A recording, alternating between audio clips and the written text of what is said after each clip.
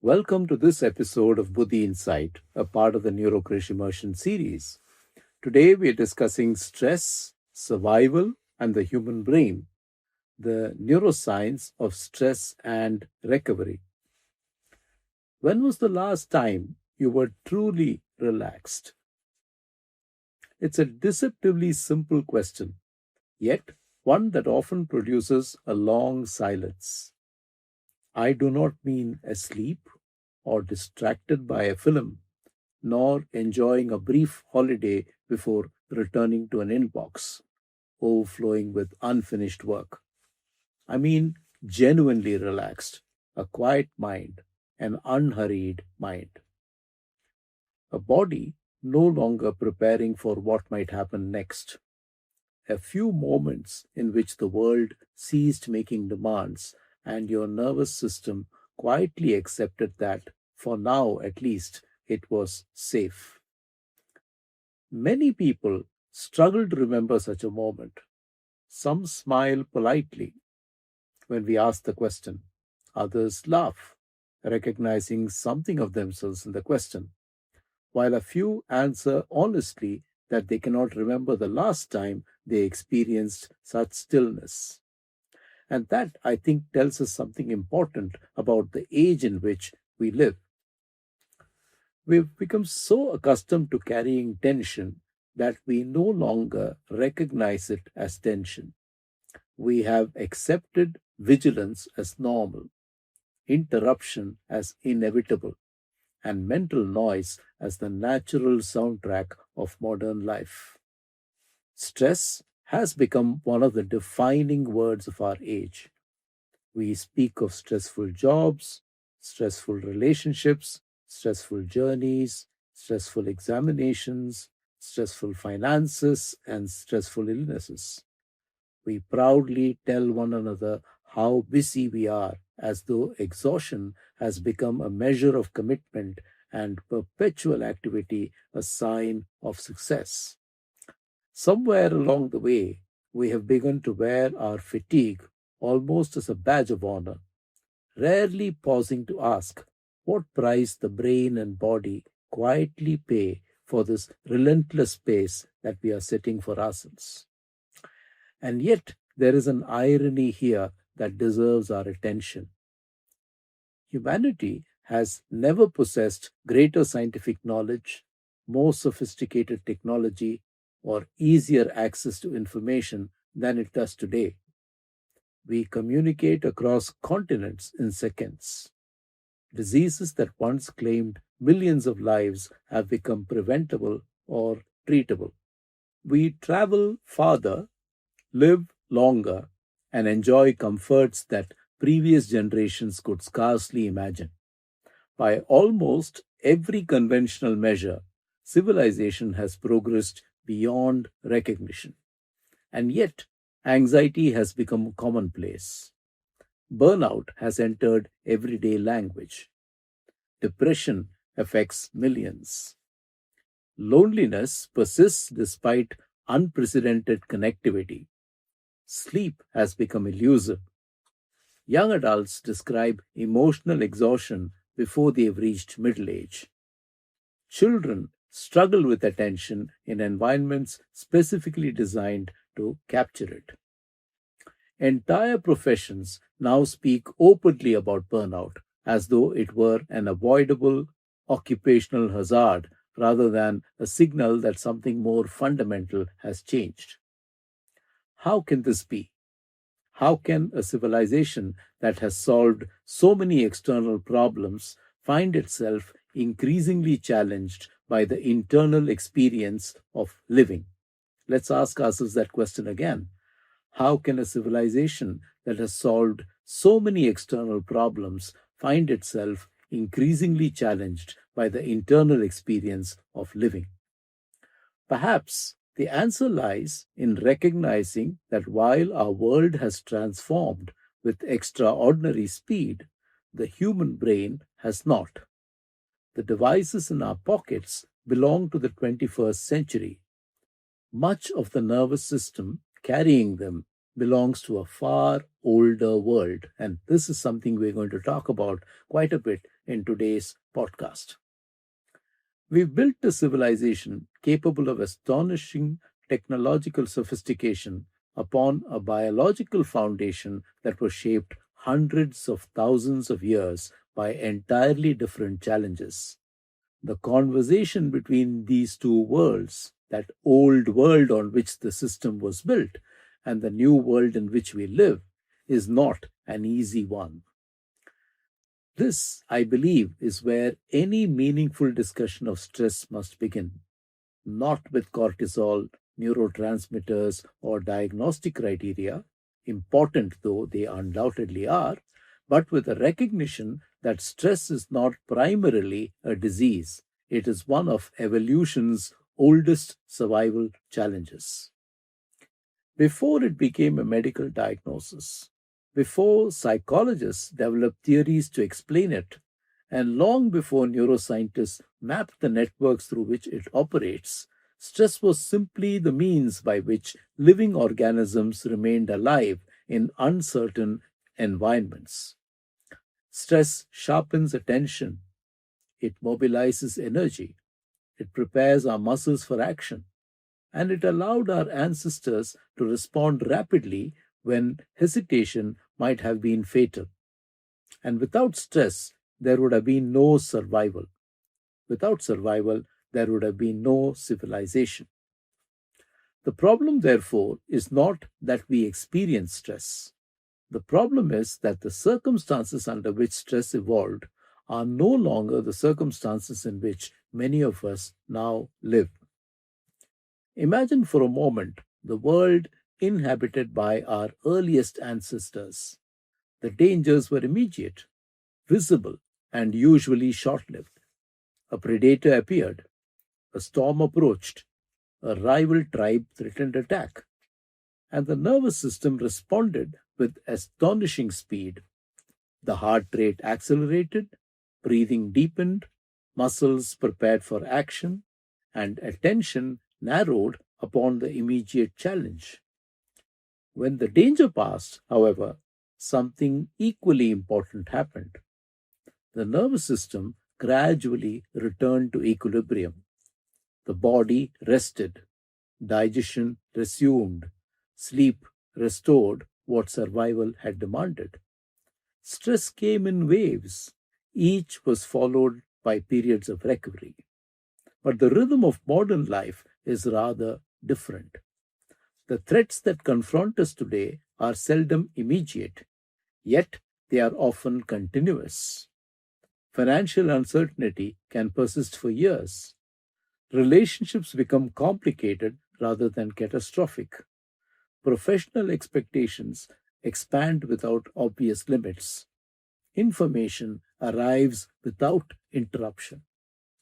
News of wars, economic crisis, and environmental disasters enters our homes in real time, whether or not we possess any ability to influence them.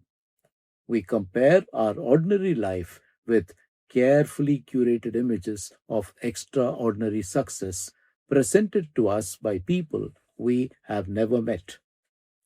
The smartphone resting quietly beside our bed becomes, in many ways, the modern equivalent of an ever vigilant sentry, ensuring that no demand, no message, and no obligation remains unanswered for very long. Perhaps the greatest challenge of our age is not that life has become more dangerous. History has witnessed much worse wars, famines, and epidemics of unimaginable severity. And indeed, we just went through a very devastating epidemic in recent times in our own memories. But when you go back and think about this, the samurai who lived through Japan's centuries of civil conflict, the young men who crossed the trenches of the Somme, the civilians who endured the Blitz, and the prisoners who survived Auschwitz would surely remind us that humanity has repeatedly confronted circumstances far more terrifying than those encountered by most of us today. What has changed are the harbingers of stress. The human nervous system has not changed. And that distinction is worth dwelling upon because it reminds us that every generation has wrestled with uncertainty in its own way. The samurai awoke each morning not knowing whether they would survive the day. The First World War introduced an industrial scale of destruction unlike anything previously witnessed, leaving countless soldiers physically intact but psychologically transformed. The Vietnam War confronted another generation with prolonged captivity, moral uncertainty, and profound emotional scars. Why? In India, we have endured very significant wars, both with China and with Pakistan, and we have gone through those experiences even in our living memories. Every age has produced its own language to describe suffering, and every age has searched for ways of understanding why some individuals seem overwhelmed while others retain an extraordinary capacity to endure.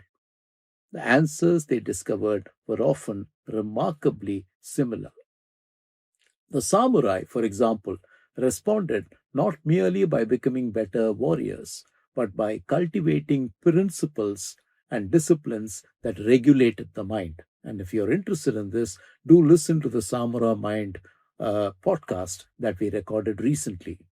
Their activities included Zen meditation, the tea ceremony, calligraphy, archery, and ritual. And these were not simple cultural refinements. They represented ways of restoring balance within a nervous system repeatedly exposed to danger.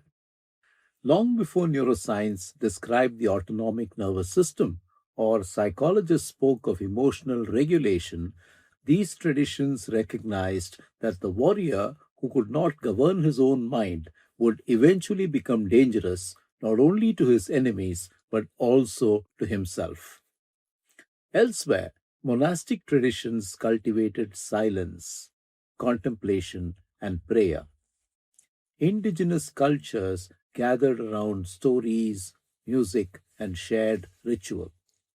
The great Indic traditions developed yoga, meditation, pranayama, and daily disciplines that brought attention repeatedly back to breath, body, and awareness.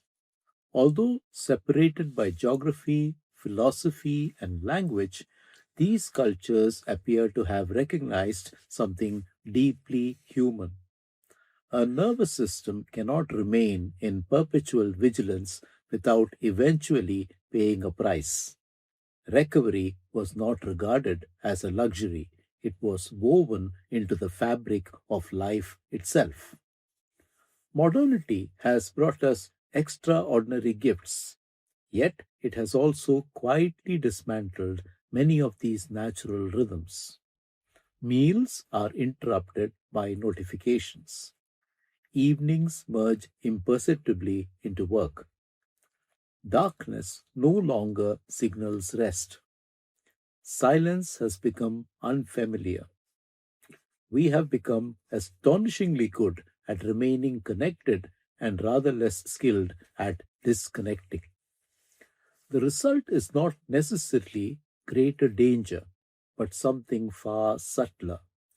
The nervous system receives fewer signals that the day's challenges have truly ended. Perhaps this is why so many people describe themselves as feeling tired even after sleeping, overwhelmed even when nothing catastrophic has occurred, restless despite achieving goals they once believed would bring satisfaction. The brain, after all, is asking the same ancient question it has always asked: Am I safe? When the answer remains uncertain, it does precisely what evolution prepared it to do.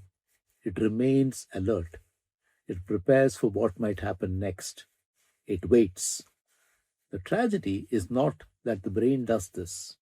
The tragedy is that we have gradually come to regard this state of continuous preparedness as normal. And so, Before we ask how the brain responds to stress, before we explore the extraordinary networks that connect thought to emotion, emotion to the body, and the body back to the brain, perhaps we should pause long enough to recognize something rather simple. Stress is not the defining problem of modern civilization. The human story has always included uncertainty, danger, and adversity. What may distinguish our age is something else. We have become increasingly adept at creating conditions that activate the nervous system, while paying far less attention to conditions that allow it to recover. If I can repeat that for you, we have become increasingly adept at creating conditions that activate the nervous system, while paying far less attention to the conditions that allow it to recover. The journey we begin today is therefore not merely an exploration of stress. It's an exploration of one of the oldest questions humanity has ever faced. How does the brain survive adversity without losing itself? And perhaps more importantly, once survival has become the dominant language of the nervous system, how does it learn once again the quieter language of safety, balance, and recovery? For it is there, I believe, that neuroscience, psychology, medicine, philosophy, and the accumulated wisdom of many cultures begin not to contradict one another, but to meet. And here we proceed to talk about the brain that we inherited. If we are to understand why stress has become such a defining experience of modern life, we must begin by recognizing a simple but often overlooked truth. The human brain did not evolve in the modern world. It did not evolve amidst smartphones, financial markets, air travel, or artificial intelligence. It did not evolve to negotiate traffic, to respond to hundreds of emails each day, or make sense of the relentless flow of information that now pours into our consciousness from dawn until long after dusk. The remarkable organ that rests quietly within each of us is, in evolutionary terms, astonishingly old. It carries within it the accumulated wisdom of countless generations who survived because their nervous systems learned to recognize danger quickly, respond decisively, and, whenever possible, live long enough to pass those capacities on to the next generation. And this is perhaps one of the most humbling realizations in neuroscience. The brain is not a machine designed according to a master plan. It is a living history of adaptation. Every structure, every circuit, and every reflex presents the solution to a problem that confronted our ancestors. The ability to recognize a threatening phase before we consciously understand why it appears threatening. The sudden tightening of muscles when we hear an unexpected sound behind us. The instinctive tendency to seek companionship during times of uncertainty. None of these have emerged by accident. They were shaped by environments in which hesitation could prove fatal and in which survival often depended less upon strength than upon vigilance. It's tempting, particularly in an age that prizes rationality, to imagine that human beings make decisions primarily through careful thought. We like to believe that we gather information, weigh alternatives, and arrive at reasoned conclusions. Yet, anyone who's been startled by the sudden sound of a car horn instinctively reached out to prevent a child from falling or found themselves stepping backwards before consciously recognizing danger already knows that this is only one part of the story. Long before conscious thought has assembled an explanation, the brain has already begun to act. Somewhere deep within the temporal lobes, small collections of neurons have already asked a question that has echoed throughout human evolution. Am I safe? Everything that follows, the quickening heartbeat, the altered breathing, the tightening muscles, and the narrowing of attention, represents the brain's attempt to answer that ancient question before consciousness has even joined the conversation. This capacity for rapid appraisal has often been described as the fight or flight response, although we now recognize that the nervous system possesses a far richer repertoire than those two familiar words of flight and flight suggest. Sometimes we fight, sometimes we flee, sometimes we freeze, becoming momentarily immobilized. Yet, diagnosis is only the beginning of the conversation. The deeper question is how we help nervous system move from a state of chronic vigilance towards one of renewed flexibility, curiosity, and hope. And indeed, the advances have been extraordinary. We can now influence neural networks in ways that were scarcely imaginable when I began my career. We understand the autonomic nervous system far more deeply than we once did. We recognize that the brain continues changing through life. We appreciate the profound influence of sleep, inflammation, nutrition, movement, and social connection upon mental health. Every decade seems to bring discoveries that expand our understanding of what the human brain is capable of. Yet, if I am entirely honest, I do not think the greatest change has been technological. The greatest change has been conceptual. I have stopped thinking of the brain as an organ that simply becomes ill. I have begun thinking of it as an organ that continually negotiates. It negotiates with the body, it negotiates with the world, it negotiates with memory, it negotiates with hope, it negotiates with disappointment, it negotiates with the stories we inherit and the stories we tell ourselves. And above all, it negotiates between survival and regulation. That, I think, is the great conversation taking place within each of us. Some days, survival speaks more loudly. On other days, wisdom quietly reclaims the microphone. Neither voice is unnecessary. The challenge is ensuring that one does not permanently silence the other. And perhaps that's why I have become so fond of the image of windows of recovery. Every innovation in neuroscience, every compassionate clinician, every loving family, each opens another window. Each reminds the brain that there are other ways of being.